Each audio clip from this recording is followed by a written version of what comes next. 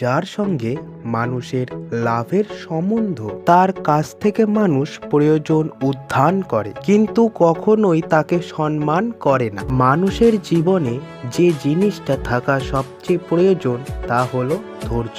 কারণ ভালো সময় পাওয়ার জন্য মানুষের ধৈর্যের প্রয়োজন, আর খারাপ সময়কে কাটিয়ে ওঠার জন্য মানুষের ধৈর্যই প্রয়োজন। কৃতকার্য হবার মতো শিক্ষা যাদের নেই, যারা কেবলমাত্র দৈবক্রমেই কৃতকার্য হয়ে ওঠে, তাদের এই কৃতকার্যতা একটা বিষয় বালায়। সর্বোচ্চ শিক্ষার উদ্দেশ্য কেবল তথ্য প্রদান করা নয়, বরং তাদের জীবনকে অস্তিত্বের সমগ্র দিক থেকে সামঞ্জস্য করে তোলা। পাশে দাঁড়িয়ে অথবা পানির দিকে তাকিয়ে আপনি কখনোই সমুদ্র অতিক্রমণ করতে পারবেন না। যারা বেশি কথা বলে তারা মনের দিক থেকে পরিষ্কার হয়। আমাদের এই প্রার্থনা করা উচিত না যে বিপদ যেন আমাদের উপরে না আসে, বরং আমাদের এই প্রার্থনা করা উচিত যে আমরা সমস্ত বিপদকে নির্ভয়ে মোকাবেলা করতে পারি। আমি ঘুমিয়ে স্বপ্ন দেখেছি যে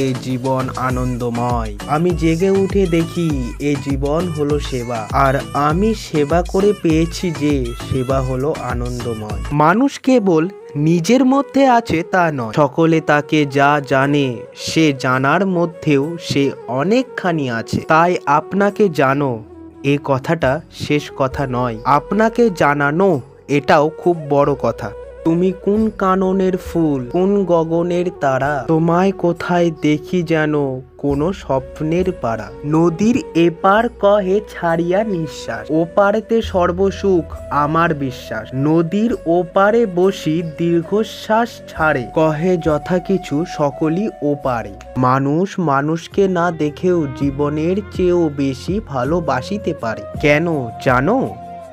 কারণ ভালোবাসার সৃষ্টি হয় মন থেকে, মুখ দেখে নয়। প্রত্যেকটি মানুষের ভিতরে একটি চমৎকার মানুষ লুকিয়ে আছে, নীরবে নিভৃতে প্রতিদিন একা হয়ে। এই চমৎকার মানুষটির সাথে একটু কথা বলুন। এর মতো পরম বন্ধু ও চমৎকার মানুষ দ্বিতীয় আর কেউই নেই। কেউ বা মোড়ে কথা বলে, আবার কেউ বা মোড়ে কথা না বলে। আমরা যখন মিথ্যা পথে চলি তখন আমরা দুর্বল হইয়া পড়ি, এই জন্য তখন আমরা আত্মহত্যা করি। আমরা যাহার উপরে দাঁড়িয়ে আছি তাহাকেই সন্দেহ করিয়া বসি।